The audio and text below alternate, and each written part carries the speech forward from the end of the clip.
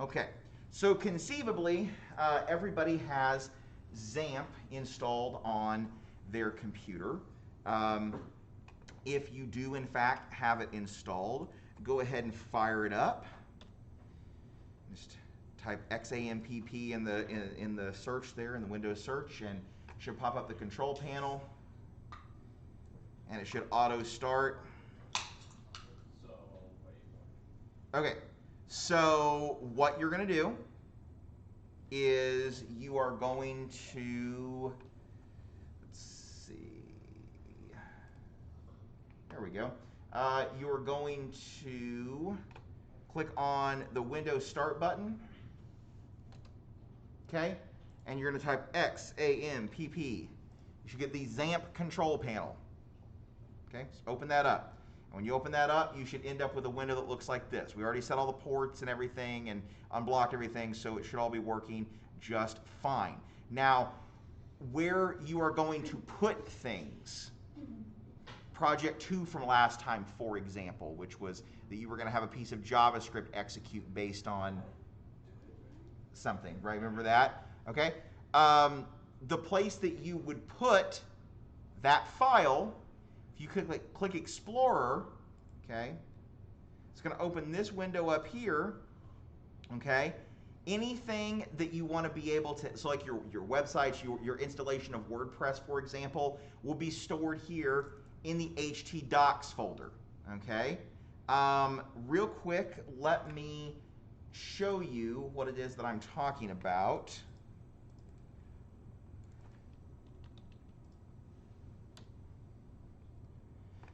Okay, now I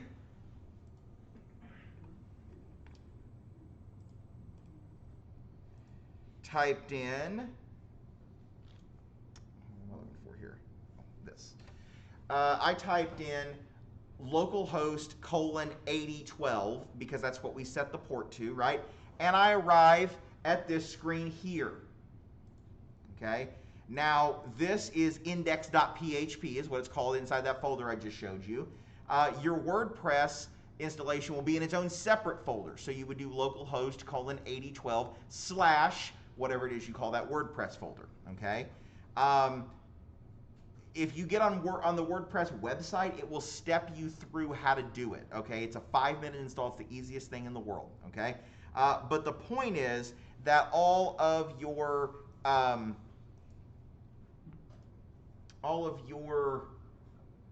code and whatnot should go here in the htdocs folder. There is also MySQL is in here, there's FileZilla is in here, there's all kinds of different stuff. The actual files that start the control panel are down here, and so on and so forth. So make sure that you have that set up in that way, as that will make it much, much easier for us going forward.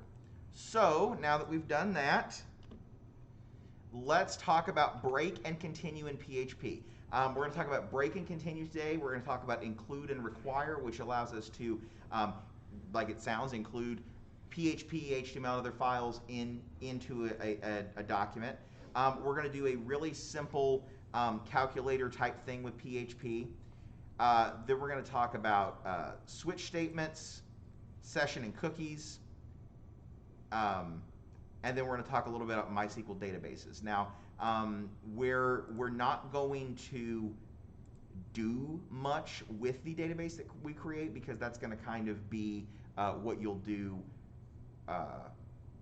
when you're installing WordPress. I was trying to let you attempt it on your own, and now we're going to kind of walk through here later on how to actually do such a thing. So without further ado, let's check out break and continue in PHP. So it has been quite a long time since the last video that I recorded. As you can see, my hair's gotten longer and the format has changed a little bit. I recorded the previous episodes quite a while back, as you can tell. They're still relevant, everything's still fine with them, so just know that there's nothing wrong with those episodes. They're not like old, they're just like from like a year ago or something. I would probably get a bunch of comments in the description if I didn't mention that, so just thought that was sort of relevant to say in the beginning of this video here. So today we're going to talk about something called a break and a continue statement inside PHP. And this is the last episode before we actually start doing something that is relevant, like some practical examples inside your PHP website. So in the next episode, we're going to start doing something that will actually allow you to see some changes inside your website using PHP code. Hey, as you can see in front of me here, I do have a basic example of a piece of code. This is a loop. We talked about that in the previous episode. And inside this example, I have a variable a that is equal to 1. And I also have a loop, which is a while loop, that has a condition inside of it that says a needs to be lesser than or equal to 10. Otherwise, this loop is not going to run. So inside the loop, I simply echo out a, and I just increase it by 1 every single time we loop through it. And I also included a if statement. Inside this if statement here, I have a condition that says is a equal to 5, then go ahead and break this loop here. Now the break statement basically goes in and says, okay, we have a loop running, and it doesn't matter how many times we still need to loop this loop. We're going to break out of this loop and we're going to stop running it. Which basically means that we can take a loop like this one and just simply say, well, we need a condition to stop the loop, which is relevant in some different cases that you might want to do in the future when it comes to creating, a website. But now there's also a couple of other examples that we need to look at, because what if you have something called a nested statement? Now, a nested statement basically means that you have a loop inside a loop, which means that you nest a loop inside another loop. That makes sense. And what we can do here is we can say, well, okay, so if I have this loop like I do in this example here, that simply increases a by 1 and continues to run as long as a exists inside our code. Now, this is something that's quite bad, because this is basically what we call a infinite loop. Now, an infinite loop is something that is going to crash your browser, or it might crash your PC or something. It's not dangerous, but it is something we want to avoid. So what I've done here is I've gone ahead and say, well, okay, inside this loop, we want to echo out a, which basically means that we're getting, 2, 3, 4, 5, 6, and so on until infinite. And I also wanted to include another loop inside this loop here. Now, the second while loop that is nested inside the first one has a condition that says, okay, if a is greater than or equal to 10, then we want to break one more time. Now, if I'd broken it like I did in the previous example, we would just simply break out of the nested while loop, because the break only works inside the loop that is inside of. So by adding the break statement here without any sort of optional parameters afterwards, it wouldn't break the infinite loop that we're also inside of. So what we can do to make this break affect not just the nested while loop, but also the outer one, is we can add a optional parameter behind it. So in this case here, I added a 2, which basically means that I want to add a break to 2 levels of loops that might be going on right now. So while we're breaking the first one, which is the one that we're inside of right now, which is the a is greater than or equal to 10 loop, we're also breaking out of the outer one, which is the infinite loop. So by adding this optional parameter, you can sort of control how many loops you want to break out of that are nested inside each other. And in this last example here, we also have something called a continue statement. Now, kind of thing, if you say only had one loop at that point. So you mean like you said break 2, but you were only inside. Like earlier in your code, and then later down you only had one other loop, and then you said break 2. Would it break both of those? If you were still inside the first one, yeah. But not if you were. No. It doesn't like have the ability to like hop out of its own like code block and affect other code blocks. I mean, I'm sure you could. I don't know why you want to, but I'm sure you could make that happen. But like by doing what you just described, no, that would not break out, provided you were not already inside of that loop, because it will only take you out as many levels as it is in, if that makes any sense. Great question. Now, to understand what a continue statement is, I just want to refresh what exactly a iteration means. So when we have a loop, we have iterations happening, which basically means that each time you loop is called an iteration, right? So with a continue statement, we can do something that's a little bit similar to the break statement, except with this one, we don't actually stop the loop from running, we're just skipping an iteration. So if I were to take this example here, where it's pretty similar to the other ones, we have a while statement or a while loop that says that as long as a is lesser than 10, we want to echo out a. So in this case here, we're saying that we want to echo out 2, 3, 4, 5, and so on. But I also added in an if statement that says, okay, but if a is equal to 5, then I want to add a continue statement, which basically means that we're skipping that particular iteration or that particular loop if a is equal to 5. So in this case here, we'll be getting something like 2, 3, 4, 6, 7, 8, 9, for example, because we're skipping the 5th one. So inside the browser, if we were to actually echo this out, like I said, we were getting 2, 3, 4, and then skipping 5, 6, 7, 8, 9. And that's basically how we can use a continue statement. And I should also mention we can also add a optional parameter behind the continue statement, just like with the break statement. So if you have a nested loop inside another inside a loop, we can actually go ahead and not just affect the current loop, but also affect the one at the outside. So that's something important to note here. And that's basically what I wanted to talk about in this episode here. In the next one, like I said, we're going to talk about how to include files inside other files or documents inside other documents. And this is something that you will actually be able to use inside your websites. To come with an example, let's say you made a website using purely HTML and CSS, maybe some JavaScript in there. If you were to make a website like this, you would have, for example, a header that has a navigation inside of it, maybe a company logo. That particular header you might have on every single page inside your website, because it's a typical thing inside websites that the header continues and repeats itself on all the different pages without changing. So what we can do is we can actually take the header, put it inside one document, and then simply reference to that header from all the pages inside our website. And the reason that is a really awesome thing to do is because if I want to make a change to the header at some point, I don't have to go inside every single page inside my website or inside my documents and change the header in there. Instead, we can just basically go inside the header file and change the file in one place, and then the whole website changes when it comes to the header. So that is one example of something that is actually pretty cool when it comes to adding in different files together. We do also use it when we want to combine PHP documents together, or if we need to have some PHP code available inside another document, but that's something we'll get to. So I hope you enjoyed this episode, and I'll see you in the next one. Okay, so the example that he just gave is the example that I always give. In WebDev 1, I have you do that same thing with JavaScript.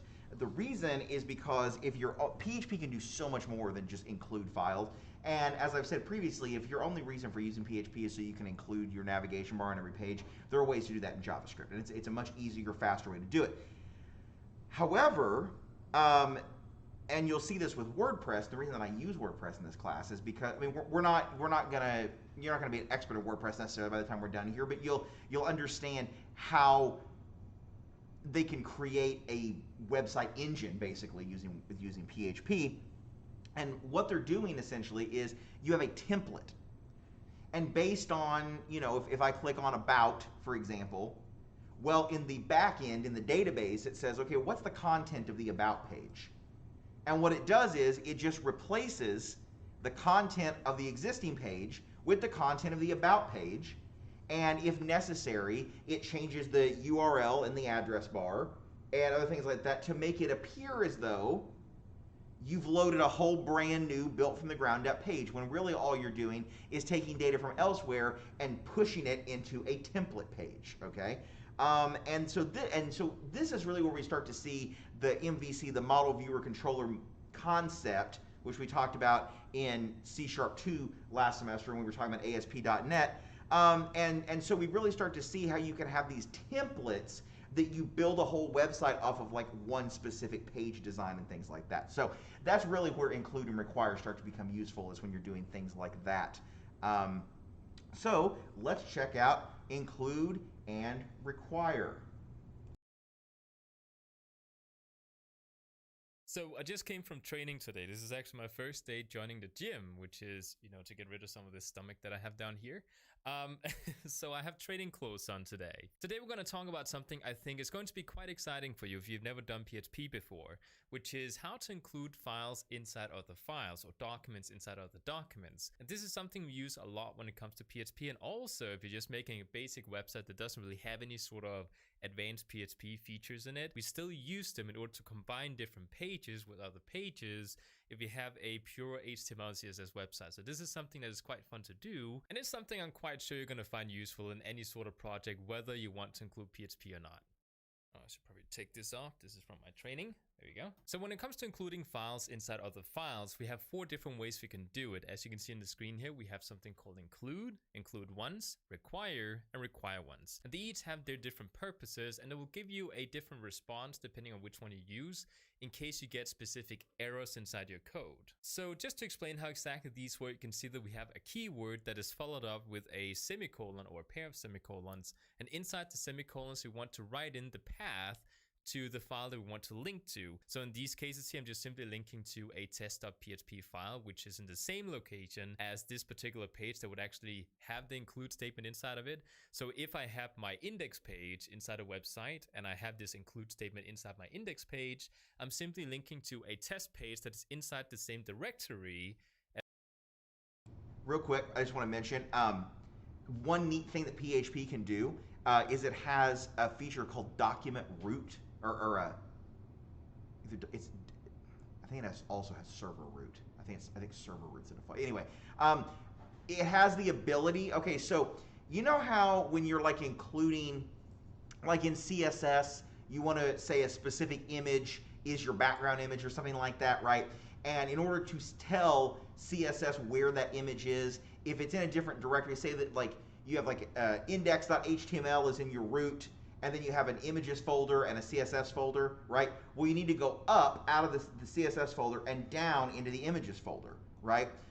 And that's simple, but in a really big website where you have tons of directories moving up and down and left and right and all over the place is really complicated. What PHP allows you to do is it allows you to define the path for the root of that website that says like this is where like index.php is located. So then all you have to do is just slashes like you would normally do. There's no // to get up out of a directory and then down into another one and things like that. You literally just say, start at the root, and then follow these set of slashes and folder names until you find the file that we're looking for. So that gets brought up here in a little bit too, but I just wanted to mention that so that you're aware that that feature does exist.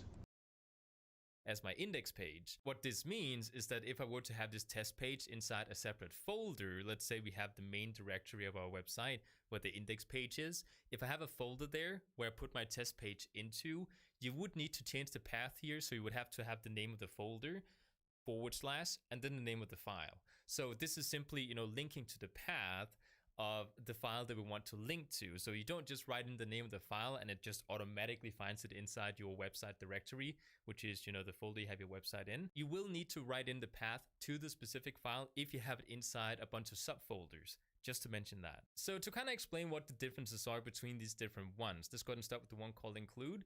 Now include simply goes in and links to a file, and if it can't locate the file, it's going to throw you a warning message inside the console of your website. It's not going to stop the website from running and throw a fatal error, but it's just going to go and throw you a small warning inside the console there. So everything's still going to work like it's supposed to. It's just not going to load up the content of that particular file that we're trying to include inside our website. Include _once works similar to include, but is also going to go in and check if you already linked to this document somewhere inside your website. So if you already tried to link to, let's say, this test.php somewhere further up the page, it's just not going to run this include statement because you already included it once before, so it's not going to do it again.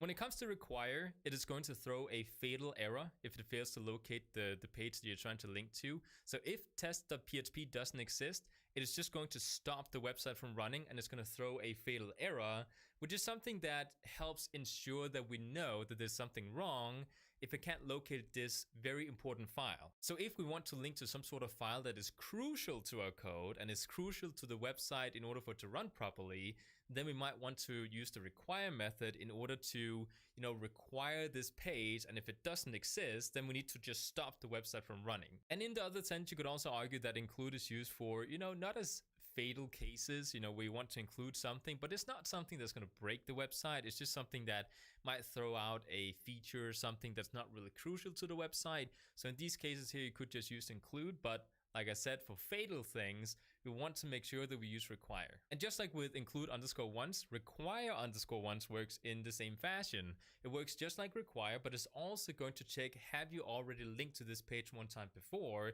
If you have, then we want to throw a fatal error because, oh, you're linking to this page 2 times in a row and that's bad. So, it's going to stop the website from running if you're linking to the same thing multiple times in a row. In some cases that can be quite bad, so we want to make sure we only load in this content from another page one time inside the website. And now let's actually go ahead and talk about some practical examples, because I can sit here and talk about how they work, but we actually want to see how they actually function inside, let's say, a real website. So in here I have a very basic index page. As you can see, there's nothing really happening here. I'm even missing a bunch of the meta tags and stuff inside the header. It's just a basic example just to sort of illustrate the point I'm trying to make across here. So I have this basic index page, and what I want to do inside this index page is I want to include some different data from a PHP file that I have in a separate document, for example, called test.php. Inside my test.php, I just simply have some variables. I have variable A, B, C, and D, and they're equal to some kind of data or something. And I want to have this data and access it inside my index page so I can use it inside my other document. This means that I need to go back inside my index page and I need to include this include statement or require or whatever I might want to decide to use in here depending on what I'm trying to link to. In this case here, it's not really that important. It's not something that's going to throw a fatal error or something really bad is going to happen inside the website. So in this example here, I'm just going to go ahead and use a simple include. You could also argue that I could use something called include underscore once, because there's no need to include this multiple times. So, unless I have a very specific reason that I want to maybe include this document multiple times, then it's probably just better to use include underscore once, because we just need to include it one time, right? So in this case here, just as an example, I just used the most basic statement, which is include, and I went ahead and linked to test.php. Now, as you can see, I right underneath it simply echoed out variable A. And I can do that because we included that other document, which basically means you need to see the other document as them being included and becoming a part of this page that I'm including them into. So basically, if we were to see this index page, we're seeing all the, the doc type at the top, the HTML tag. And then when we have the include statement, I just simply take those variables and you need to see them as just being sort of shoved into that document and becoming part of that document. And that's how it basically functions. The cool thing about using include is that we don't have to use the same code multiple different places. So let's say I need to use these variables in many other documents. I can actually go ahead and link to the same page from multiple documents. So I don't have to include and write the variables into the different pages multiple times. So this is something we can do in order to just sort of, minimize the amount of code we need to use inside our website pages. But now, you want to see a real example. You want to see how can we actually use this right now inside an HTML and CSS website that you might have created half a year ago or something, or maybe you're working on a project right now and you're looking for a way to incorporate PHP into your basic HTML and CSS websites in order for it to actually be usable inside your basic HTML and CSS websites. So in this example here, you can see that I made a very, very basic and rough sketch of what could potentially be an index page inside a website. This would be a basic HTML and CSS example where the entire content of this website is just simply shoved into the index page. And as you can see here, we have the HTML opening tags as well that surrounds everything in here. We have the head tags, we have the body tags. Inside the body, we have the header, which is just simply going to contain the menu, maybe a logo, stuff like that. Stuff that repeats on all the pages inside the website. If I were to go to my contact page, this content would also be in there. If I were to go to my cases page, I would also have the header in there, and it would look completely identical on all my pages. Underneath the header, I have a section that just contains basic content for this particular page here. The content inside the section tags are just going to be specific for this page. It's not going to be stuff that repeats on all the other pages like the header does. So this is something that's very important to note here. And then below there, I have a footer tag that has a footer inside of it. And then at the bottom there, I just simply close off the HTML page. So with this example here, we can actually go ahead and make this a lot easier for ourselves. On this next slide here, you can actually see that, something seems a little bit different. I actually took the page and I ripped out the top part and moved it to the right side and just simply included a include once inside the left side. So basically what you're seeing here is that on the right side where you can see the doc type at the top, you can see the HTML tag opens there. The head is going to be in there with all the meta tags and the title tag. All that stuff I took out and I put it inside a separate document called header.php. And then inside my index page, I took out the part that I pasted inside my header.php file. And I just simply said, okay, let's go ahead and include the header.php file at the top here. So as you can see, we're including header.php, which means that the code you're seeing here is the exact same thing as the previous picture you just saw, where you had the whole thing in one line. There's absolutely no difference going on here when it comes to seeing this content inside your website if you were to load this up inside the browser. Okay, so I'm going to pause it there and move on. The reason being that you have an idea of what's going on here. Now, as far as the image on the right goes, does he have to call it header.php, do you think? Do you think .php is necessary in the example on the right? So raise your hand and tell me yes or no and why. Could he call it header.html if he so chose? Yeah. Maybe. Why? I'm not saying that that's correct or incorrect. I'm saying if your answer is yes, then why? Yes. I mean, it's using the same thing that you would do if it was an HTML file. Yes, yeah. Is there anything in that file that is not HTML? No, not at all. That would also be the case if there were JavaScript in there, okay? Or any like inline styling, like they use the style tags or anything like that, right? Now the one on the left must absolutely end in PHP, or it won't be able to parse any of the PHP code, okay? Now I'm sure he chose header.php for the sake of consistency. But in my personal opinion, it's a matter of opinion, my personal opinion, I think you should only end a file in .php if there's going to be PHP code executed on that page at some point. Okay? All right, so we have that. Now let's hop over and let's check out how to do switch statements. Okay? Switch statements in PHP. In this episode, we're going to talk about something called a switch inside PHP. And the basic idea behind a switch is that we can do something different inside the browser depending on some kind of answer we might have. So in our example, our answer is going to be x, which is equal to 1. So the way we write out a switch is by writing switch, parentheses, curly brackets, and you guys might recognize it looks very similar to an if statement. It's not exactly the same though, because in an if statement, you do actually have different conditions underneath each other like this, where in a switch, you write all the different possible answers inside the curly brackets itself. So let's actually go ahead and write out one different case that actually says if x, for example, is equal to 1, then do this.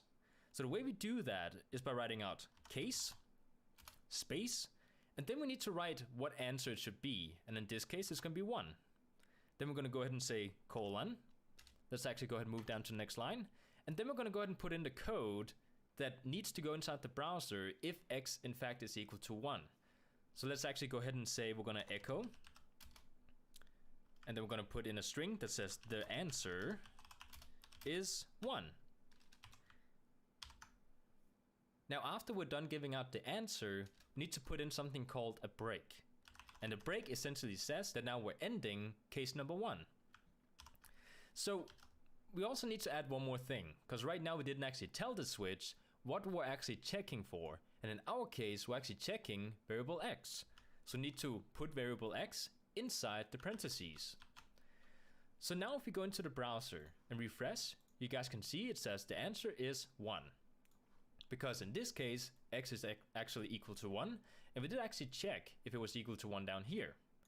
Now, if I go ahead and copy this case, move it down to the next line here, we can actually change case 1 into, for example, a string called number, as an example. And then we can actually go ahead and say the answer is number. Now the thing we can change here to change the answer is by going up into variable x, changing equal to 1 into a string called number. So now if x is equal to number, then it's actually going to go ahead and say the answer is number. So if I refresh the browser, you guys will notice that it changes to the answer is number.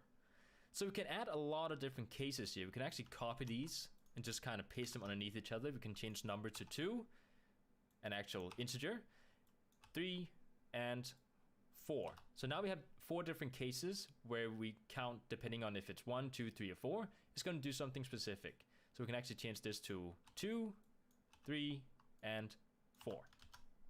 So as you guys can see, we can actually change our variable up here and say if it's 4, then it's going to say the answer is 4, of course.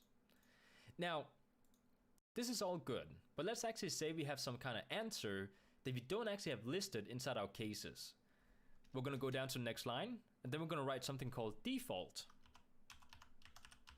Now the default is going to say, okay, if the answer is something else that we did not state in here, then it's going to do this down here. So we're going to go ahead and say echo. I'm just going to copy the top line here. Echo, and then we're going to say there is no answer.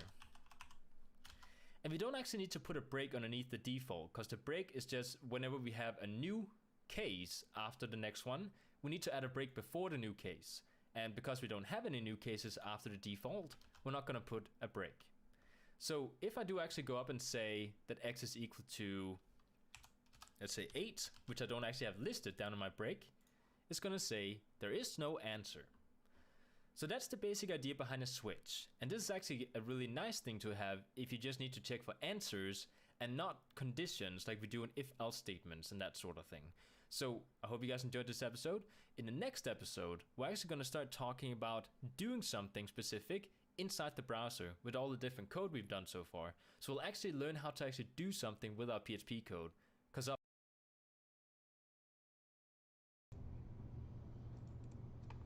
Okay, now I want to mention real quickly with switch statements like that,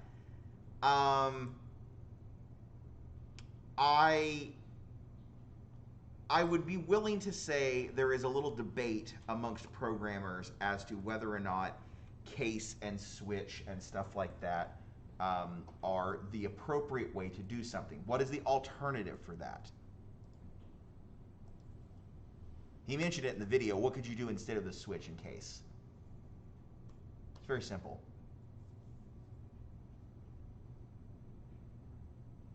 Test for multiple conditions. An if statement maybe, right? So you might run it like, if it's equal to this, do this, else if it's equal to this, then do this, right? And then at the end, default would be else, which is if none of the previous conditions are satisfied, we're going to have like a default setting, right? There are up and down sides to both approaches. My personal preference is if statements for one plain simple reason. It's a matter of opinion, but here's why my opinion is what it is. I prefer to use if statements because PHP is one of the few modern languages that still supports things like case and switch. That sort of thing occurred a lot in like old BASIC dialects and things like that. I think C and maybe even C++ also support them. C++ I can't say for certain, but I'm almost certain that C does. But anyway, you can use them. And some other I think Python has like weird, I think it has support for it, but it's not often used. It's sort of like how Python also has support for goto, but nobody ever uses it. It's more of a joke feature than anything else. My point being, since my goal is to get you used to writing if statements to handle your logic, I am going to encourage you to avoid switch. C# has switch. Yes, it does. But anyway, my point being, while C# may have it, like if you went into an interview and they said like write it, do this sort of thing, and every time they asked you to do like a conditional test like that, you were doing switch. I'm not saying they wouldn't hire you or they would be upset, but they definitely would be. They would probably have a significant amount of follow-up questions and tests to be like, okay, like is this the only method this person knows, and that sort of thing. So, okay, let's talk about sessions and cookies. Not the chocolate chip kind, but cookies, which is to say bits of data that are collected about you. And now, I also need to mention, before we get started, cookies are not a bad thing. Okay, people a lot of times are like, "Well, I have it didn't save cookies. I hate it." Cookies can be a bad thing because they save information about you, but they also allow you to store session data. So, like some games will store you like your high score as a session, as cookies or something like that. So, just want to throw that out there. Today we're going to continue talking about superglobals inside PHP, and for this episode, we're going to talk about something called a cookie and a session. Now, you might have heard the name cookie before. You know, when you go to a website and it says, do you want to accept cookies, yes or no? Now, the basic idea behind cookies and sessions is that you can save information on the user. Now, a cookie saves information on the user side, meaning inside the browser, and a session saves information on the user inside the server side. So, to give you guys an example, let's say I go to a website that has a login system. Now, I'm going to go into the login system, or like into the inputs of the login system. I'm going to type my username and my password, and then I'm going to hit login. Now, once I log in, if I'm actually logged in correctly, we need to be able to save who is actually logged in. Because once I do actually go to another page, suddenly the website doesn't remember anymore who's actually logged in. So we use sessions to make the website remember who we actually are when we are logged in. Now, even though cookies might be the one you're more familiar with, cookies are usually used for saving information that's not as dangerous for other people to know about, because hackers have an easier time going into your cookies rather than sessions. Now, cookies are actually saved on your computer somewhere where hackers can gain access to it, and you don't want that. So when you use cookies, you can use it for something like, let's say you've been to a website that sells clothing and you want, the website to remember what type of clothing this person likes. So next time they come in, you're going to display that clothing as the first thing when they enter the site. Now, that will be okay, because that's not something hackers can actually use for something dangerous. Now, like a username and password, on the other hand, is not something you want to give away. So that's why we use sessions for that sort of thing. Now, there's also a difference here, because a session ends as soon as you close down your browser. If I actually go up and shut down my, Chrome or Firefox or whatever browser you might be using, the session is going to end. A cookie, on the other hand, has a time limit. I can actually set a cookie for maybe, 30 days, like a month, if I want to. And when they enter, a website again, it's still going to remember the information that we saved inside the cookie. It's not going to forget it unless we tell it to, or the time expires. So now that we talked about the differences between a cookie and a session, let's actually try and talk about how to actually make these. So if I want to make a cookie, I can actually write set cookie, parentheses, which is an actual function inside PHP. And inside the parentheses, we can put quite a few parameters. Now, the first one is the one we have to put in there, which is the name of the actual cookie. So in this case, I'm just going to go ahead and write name. Afterwards, it would make sense to, actually give this cookie a value. So I'm going to go ahead and say, comma, Daniel, inside a string, of course, because right now, if I call out the cookie called name, it's going to write Daniel because that's the value of it. Now, let's say I want this cookie to expire after quite a while. Let's say a day, which is not quite a while, but let's say we want this cookie to expire after a day. We can actually say comma. Then I'm going to use a predetermined function inside PHP called time, parentheses, which basically takes the current time, and then we're going to add a day to it. Now, I'm just going to go ahead and write 86,400 milliseconds, which is a day apparently, because I do actually have a calculator next to me here.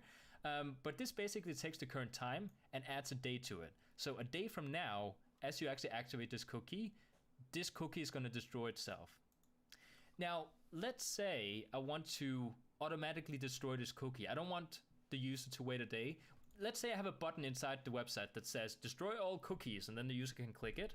Now, the way you do that is by setting it to any kind of negative. If I were to say negative, let's say 1 millisecond, this would actually destroy the cookie because, you know, it had to be destroyed yesterday, so it's going to destroy it right now. So that's the way we can destroy cookies as well. Now let's say I want to create a session instead, because like I said, cookies not very safe. So in some cases, if we want to create a login system, we might want to save the username and password, or at least, you know, the name of the user inside a session. So what we can do here is we can go ahead and create a session by saying variable underscore session brackets. And I'm going to go ahead and set this one equal to something. Now inside the brackets, we're going to put either single or double quotes. I'm just going to put single quotes. And we're going to give this one a name. Now I could actually write name inside the session. So right now this session is called name. And we're going to set it equal to Daniel, which is a string. Now, because session is equal to name, now let's actually say this is equal to an actual ID of the user Daniel inside the database, which is not something we want a hacker to get their hands on. Now let's say the ID of this person is actually 12. We don't want the hackers to know about this number, but because we're saving it inside a session variable, the hacker won't actually be able to see this. Cookies, on the other hand, they actually will, but not sessions. So right now we're actually saving a session called name and setting it equal to 12. So we can actually create this sort of thing inside, for example, a form. When we do actually type something to log in, we can actually create these sessions and set it equal to, you know, whatever user ID is equal to the username and password they tapped into inside the login field, inside the input field. So we can actually create these, and as long as we actually have the session running inside the website will actually remember who you are as a user when you're logged in. So knowing this, we're also going to have to talk about actual sessions, because we need to have a session going inside a website.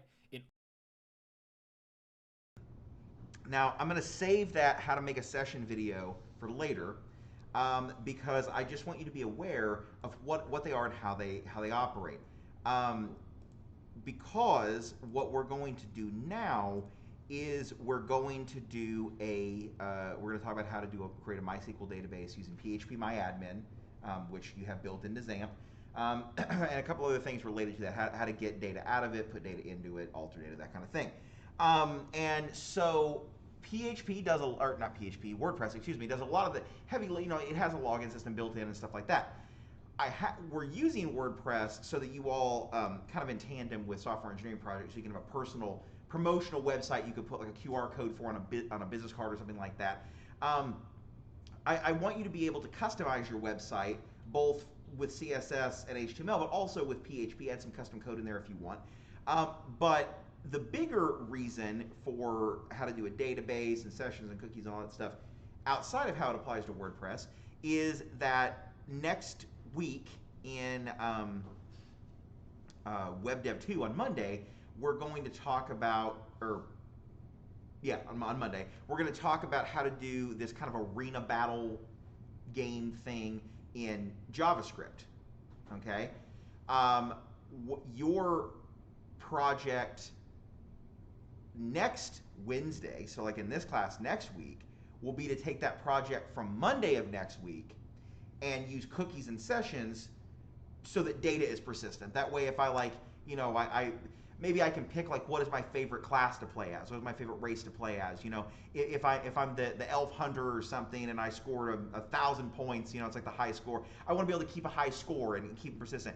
And the nice thing about cookies and things like that, I'm working with PHP and using it for that purpose, is we don't have to worry about like a JSON file or any other sort of like external data source. If something is that simple, we can do one of two things. We can either store it as a cookie, or since you'll know how to work with databases, you can actually store it in a database on the web. So you could have like everyone on Earth could have access to that little game, and they could all be competing for high scores and things like that. Okay, so let's talk about how to create a MySQL database for PHP. Today we're going to have an introduction to databases, which means we're going to talk about what exactly a database is, and we're going to talk about which tool we're going to use to actually create a database. Now, I know some of you new people who's never done databases before. Databases might seem a little bit scary in the beginning, But I want you guys to realize we're not going to do anything really complicated with databases. We're just going to learn the basics for you guys to actually create a database and use it inside a website. So having said that, let's actually talk about what exactly a database is. Now, let's say we have a website, and inside this website, we need to save information, go password, because inside a database, we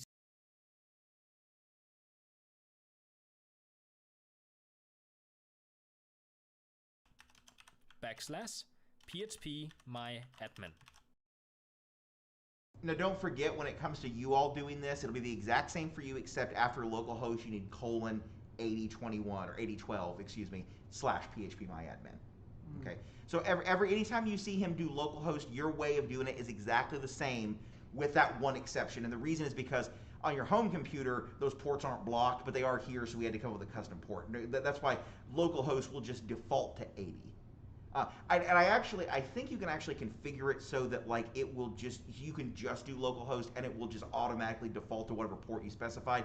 But that's a little beyond the scope of what we're doing in this class. So just so you are aware of it. And then you're going to come into this website here. Now, this is where we create databases. And as you guys can see, I do actually have quite a few over here on the left side. Well, I don't have quite a few. I just have a couple more than you guys have. And we're going to talk about the panel here for this episode, and we're going to talk about how to actually create a database. So as you guys can see, we have a menu at the very top here that has a lot of buttons in it.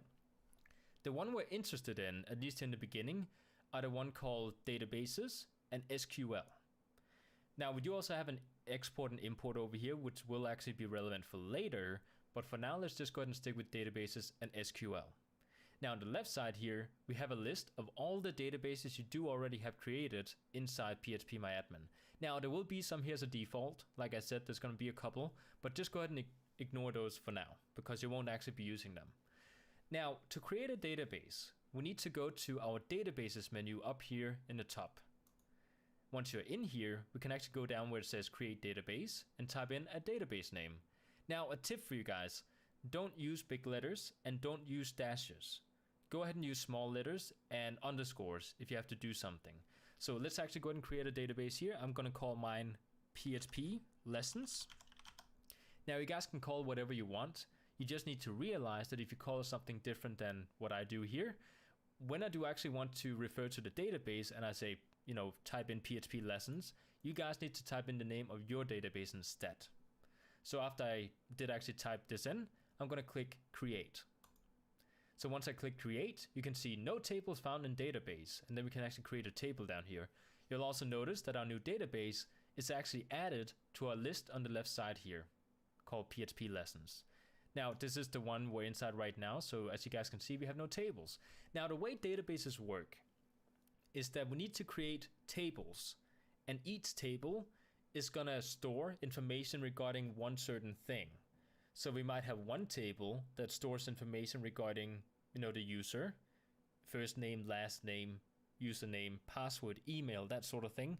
And we might also have a table that stores information regarding posts. Let's say we have a forum inside a website.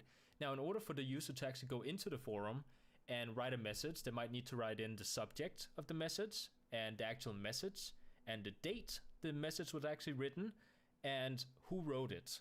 Now that sort of information we also need to save, and that typically goes into a table for itself called maybe forum posts or something. So in the next episode, we're going to talk about how to actually create these tables. And once we have created the tables, we can actually start going into our coding again and try and go into our database and fetch the information from the database and learn how to actually insert data into the database. That's also important. Okay, so pretty basic. You've already had database and query. Now I'm trying to shuffle the schedule around in such a way that in the future people will have database and query and PHP in the same semester. Just because I feel like they would go better that way. Because one thing that I sort of struggle with in database and query as it exists right now is like, what kind of a project do we do, right? Because databases on their own are kind of useless, right? So I think the intention is either that you'll have database and query in the same semester you have PHP, or you'll have it in the same semester as C#2. So in one way or another, you're looking at a language that allows you to access the content of a database. I just personally think PHP, because of XAMPP, is just the easier way to go about it. I mean, for goodness sakes, it's called PHP My Admin, right?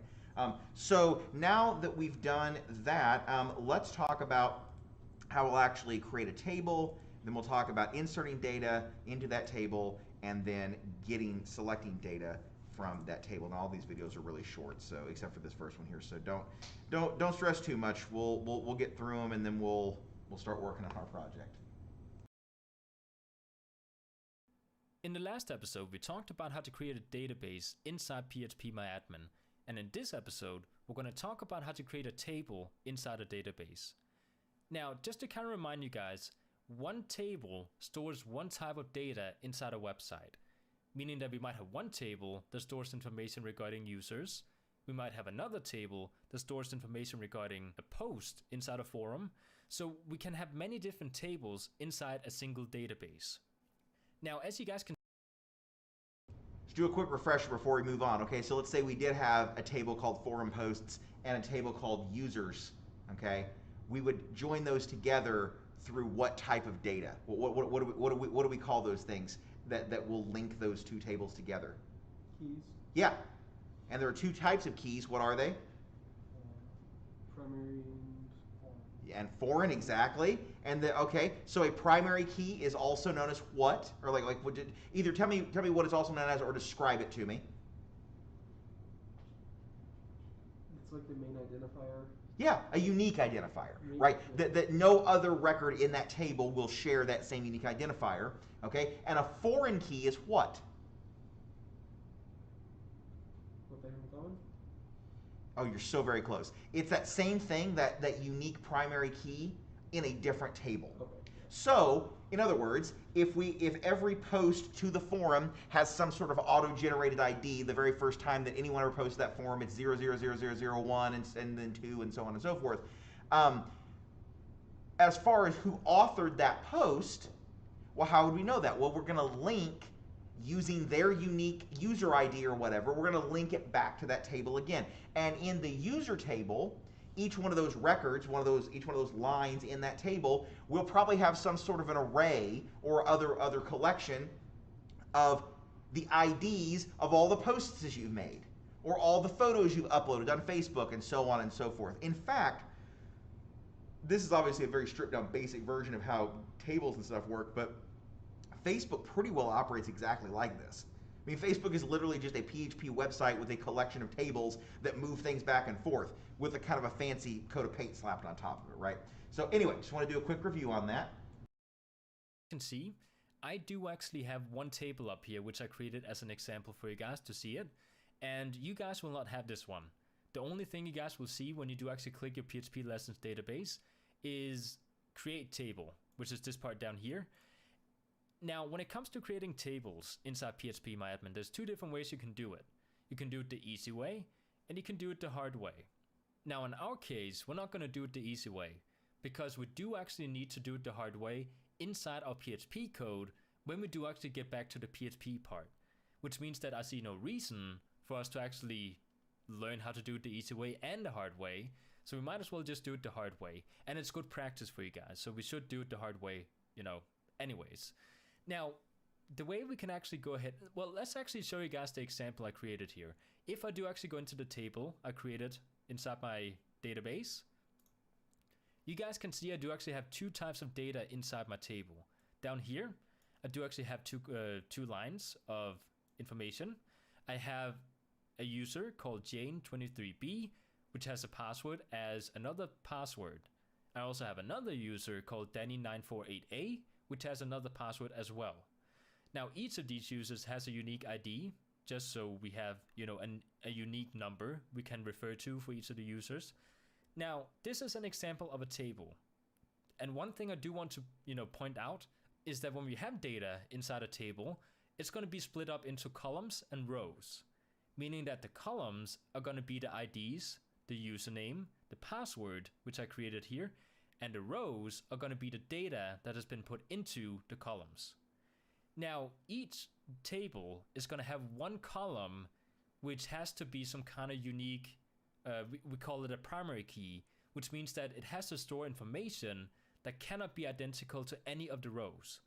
Meaning that if for example, my user called Jane has an ID as 1, no other user can have the ID as 1 as well. And this is something all tables must have. They must have a primary ID which cannot be identical to any other kind of row.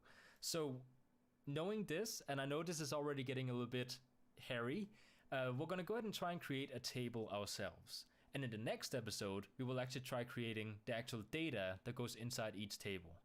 So let's actually go ahead and click on PHP lessons over here on the left side, so we make sure we're all the way back in the beginning.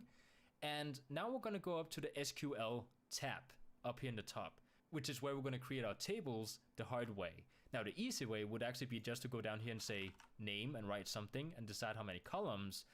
And let me actually show you guys how this looks like. If I do actually give this table a name, it could be posts, and I could decide, okay, I need 4 columns. I'm going to click go. Now we get this little thing where we have our rows, and well, actually these are going to be our columns, meaning that we can have one column that's, has information regarding topic of the post. It could also be the content of the post, and it could be the date the post was made. And then we can actually decide what type of information, like what type of data it is. Now, even though this is the easy way, like I said, it can be a little bit confusing with all the drop downs, with all the different information we have in here, if you're new at this.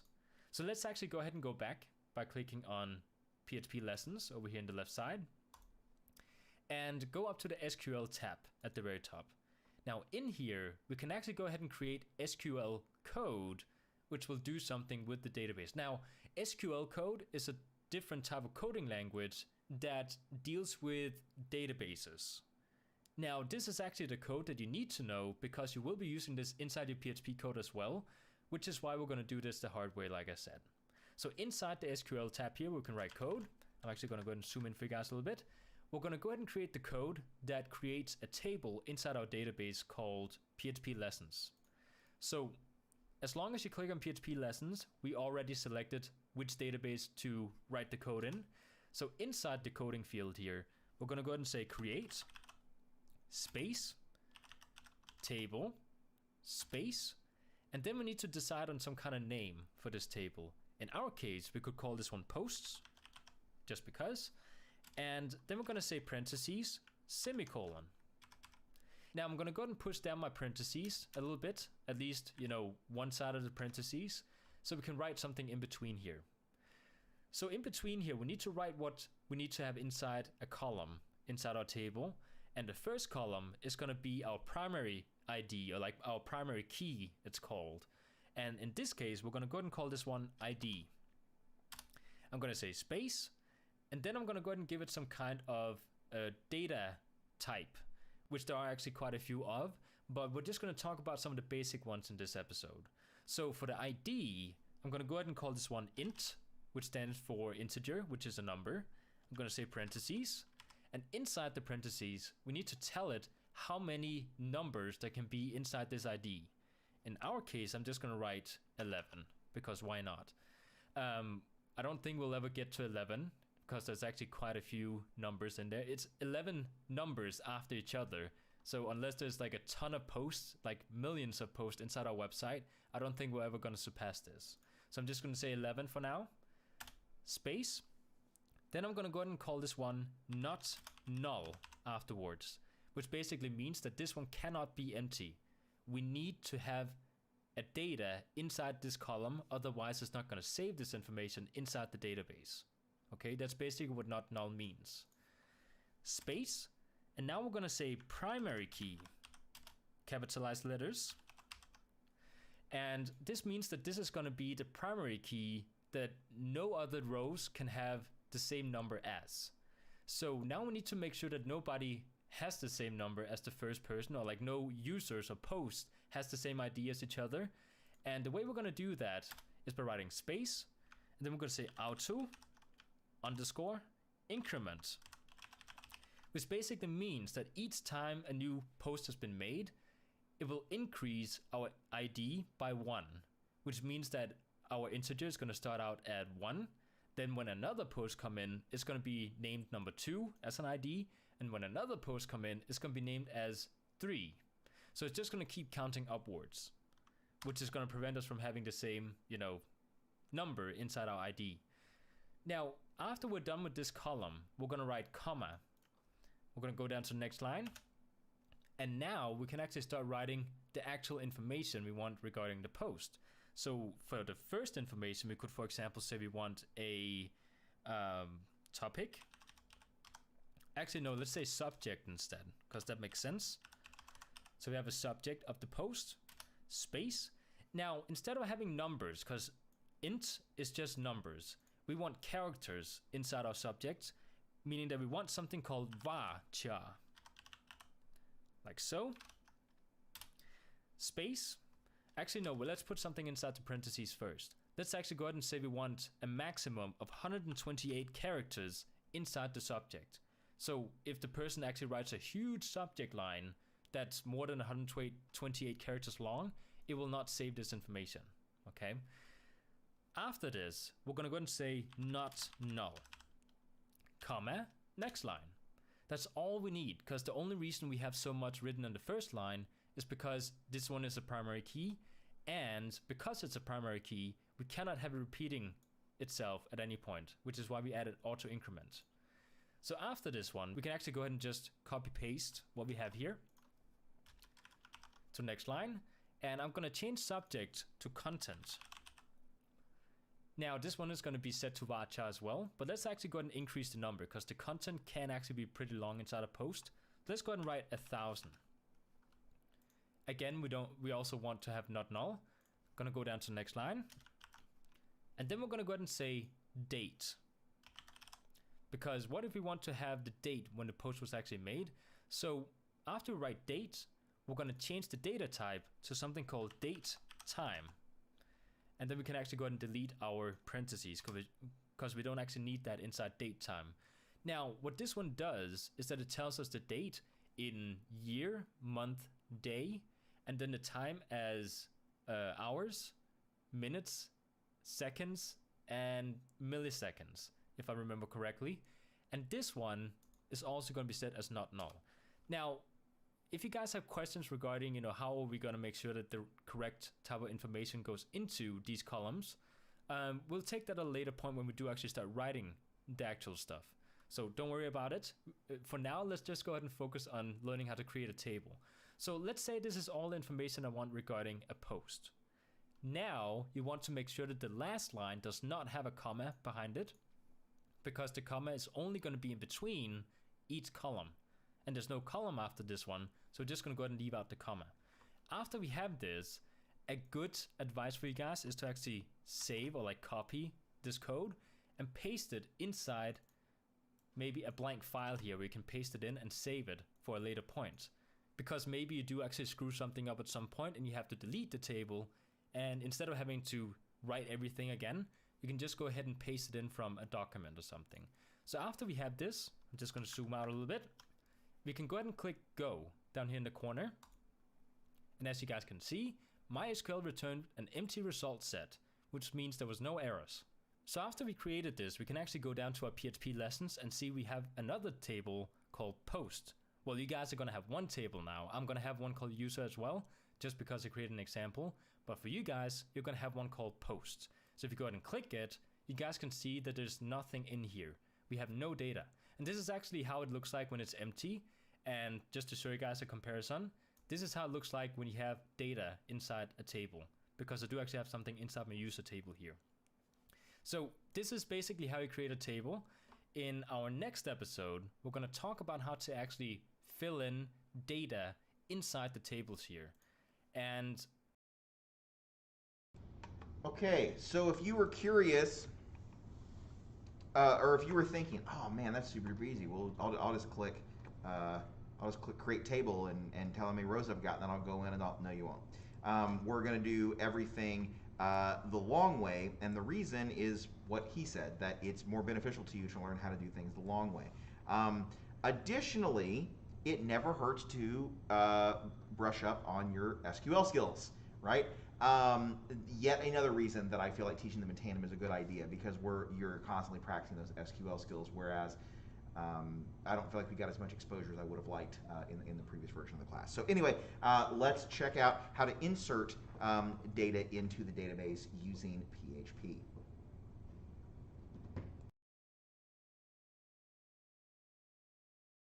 In the last episode, we talked about how to create a table inside our database, and in this episode, we're going to talk about how to insert data into our table. Now, the way we're going to do this is going to be done the exact same way when we do actually get to the PHP code part later on, where we're going to, for example, create a sign up sheet where people can type something in, sign up on your website, and insert data into the database. Now, the code we're going to write in this episode is going to be the exact same code as you're going to use when we do actually get to do that using PHP code. So it's very important you guys memorize, or at least try to remember the code we're going to write in this episode, because we will actually be using this again. So what we're going to do here is we're going to go ahead and take a look at the table we created in the last episode using SQL code, which is called post. And as you guys can see, we have no data inside this table. So what I'm going to do is I'm going to go back to my PHP lessons, database, the main part of it at least. And then I'm going to go up to my SQL tab. In here, we can write another line of SQL code. So let's pretend for a second that we're inside a forum, inside a website. And we're going to the create post section on this forum where we can actually type something in. It could be, a subject, the content, and the date, and that sort of thing. So, well, let's actually take a look at the post structure that we did actually create in the last episode. If I do actually open it up in a new tab here and go to structure, you guys can see we need to have an ID, we need to have a subject, a content, and a date. So what I'm going to do here is I'm actually going to go back to our SQL code writing part, and I'm going to write insert into, and then we need to select the table that we're going to insert data into. In this case, it's going to be post, because we actually created that one in the last episode. So I'm going to write post, space, parentheses, open and close, space, values, space, parentheses, and we're going to write semicolon at the end here. So now we have the basic setup to actually start inserting data into our table called post. And the first parentheses we have here is actually going to be the part that tells us, or at least tells the database, which part of the table we're going to insert data into. So as you guys can see, like I said, we have an ID, we have subject, content, and date. Now the ID is actually auto-incremented, which we actually did in the last episode, meaning that it's automatically going to increase itself by 1. So because this one is automatic, we don't actually need to insert data into this one. It does that all by itself. So all we need to worry about when we insert data is the subject, content, and date. So if I go back again, we can actually say, well, the first one is going to be subject, comma, content, comma, and date. So now we can actually go into the values and type in the value we want into our rows when we do, or into the columns called subject, content, and date. So what I'm going to do here is I'm going to go into the values parentheses. I'm going to write single quotes. And inside here, I'm going to write the first piece of data, which is going to be the subject. So let's say we have a post, and the subject of this post could be, this is the subject. Okay, so after this one, we're going to write the content. I'm going to write single quotes. Now I'm going to go ahead and open up a website called lipsum.com, which has a bunch of fill-in text. And this is just random gibberish based on, I think, Latin. So I'm just going to go ahead and copy some random filling text that I'm going to, paste into our content in here, like so. And afterwards, at the very end here, I'm going to go ahead and say comma. And now I need to write the date. Now, when it comes to the date, we did actually decide that we wanted ours as a date time format, as we have down here in the type, which means that we're going to have it as, well, let's actually go ahead and write single quotes first. First, we need to have the year, which is going to be, in our case, 2015, or at least late 2015, dash, and let's say it is the 14th of November. So I'm going to say 11, dash, 14, space. And now we need to write the time, because we did actually say date time format. So right now it is 16:38 where I'm sitting. Like so. Then we need to write the milliseconds as well, which means that it is going to be, I don't know, 01. Doesn't really matter in this case. But now that we have this, we can actually go ahead and submit this. So if I were to just copy it, so we have it copied just for safety. We did actually talk about a separate document in the last episode where we, have all the stuff saved that we did actually insert into the database. Just in case we need to write it again, it would be quite annoying to write all this again. So now I'm gonna go ahead and go down here where it says go, gonna hit it, and it says 1 row inserted. So now I can actually go into my post in here, and as you guys can see, we have an ID as 1 because it's automatically gonna be inserted. We have a subject, we have the content, and we have a date. So now that we have this, we have one piece of data inside our database. And like I said, the code we just used inside our SQL is going to be the same code we're going to use when we do actually get to insert data inside the code of a website. So when we write our PHP code, we're actually going to be writing SQL code inside our PHP code, which then runs the SQL code from PHP into the database and does something with the database depending on the SQL code we wrote inside the PHP code.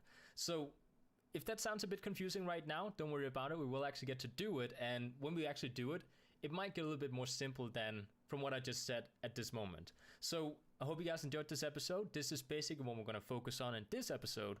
So I hope you guys enjoyed. Okay, so one more, and then we'll take a break, and then we can actually start doing this fun stuff.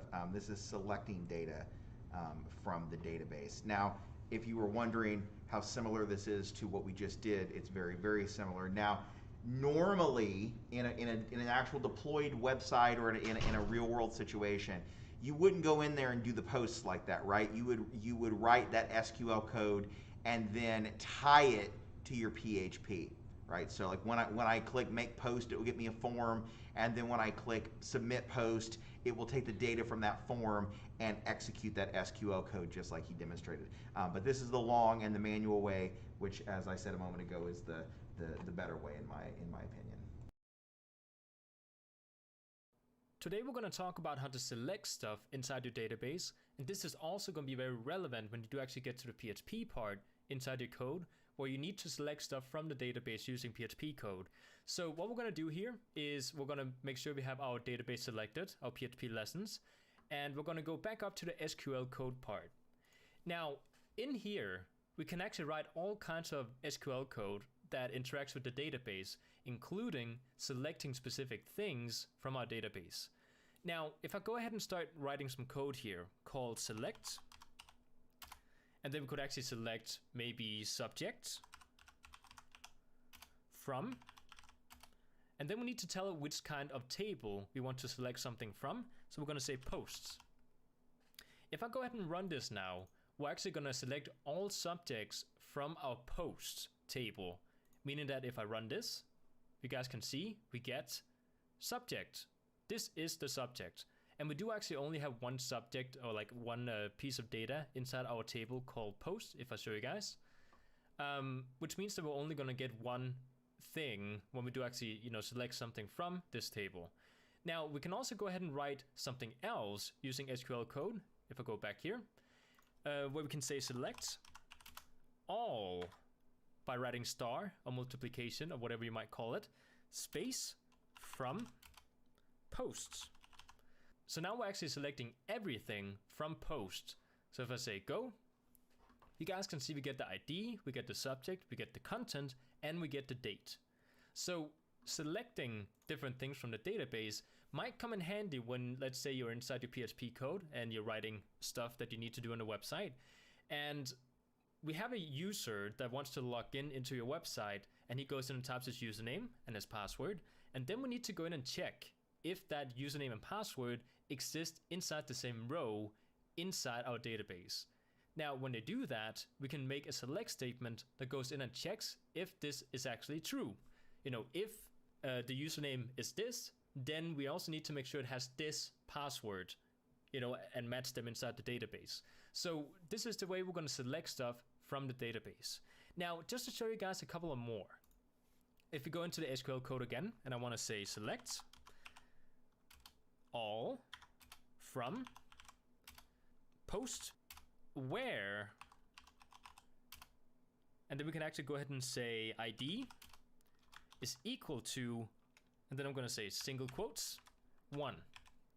So now I'm going to go ahead and select everything from post, but only where ID is equal to 1. Now right now, like I said, we do only have one piece of data in here. So right now, ID is of course going to be equal to 1, which means that when we do actually, actually go up and run this piece of code, we will of course get this line of code which we have inside our post table. But as you guys can see, it does actually highlight with a small yellow orangey line that ID is in fact equal to 1 where we did actually go into selected from. So we can actually go ahead and add these sort of things. Now, just to show you guys one more, if we go back again, by the SQL code, we can say select all from posts where ID is equal to 1 and we can actually write and, or we can write or in order to get something out. So now if the ID is equal to 1 and subject is in fact equal to, let's actually say equal to, there we go. This is a subject. If that is correct, let me just go double check. This is the subject. Of course that makes sense. This is the subject. So now it should in fact spit out the same row. If I actually go ahead and copy this, just so I can paste it in later, you can see we get the same row again, but now it's actually checking for both of these and checking if they're actually true. Now if I go back again and write in the code again, and I change the text inside my subject, let's say I made a spelling error, and instead of S, we get F. So diff is the subject. Now it's actually going to tell me that there was 0 results because we did not have any where subject was equal to this and ID was equal to this. So if I go back again, paste this in again, we can actually write diff again, and instead of and, we can write or. So now it's checking if ID is equal to 1 or the subject is equal to this, which is, in this case, it's not. So if I go ahead and say go, you can see we still get this row. So this is a couple of ways you can actually select stuff from the database. And again, this is going to be the exact same way we're going to select stuff from the database using PHP code. So learning SQL programming is quite useful if you're learning PHP code because you will actually be doing a bunch of these commands. Now, in the next episode, we're going to talk about one called update, where we do actually go in and update the database in here. And after that, we've actually pretty much learned the ones I think is necessary for you guys to learn before we start doing something with PHP code using these SQL commands and actually. Okay, so that is the basis of doing that. Now, obviously, we haven't joined any PHP with any of that SQL, but we will do that next time. Okay, are there any questions, concerns, comments, thoughts, ideas? No? All right, come back at 1 p.m. and we will start working on our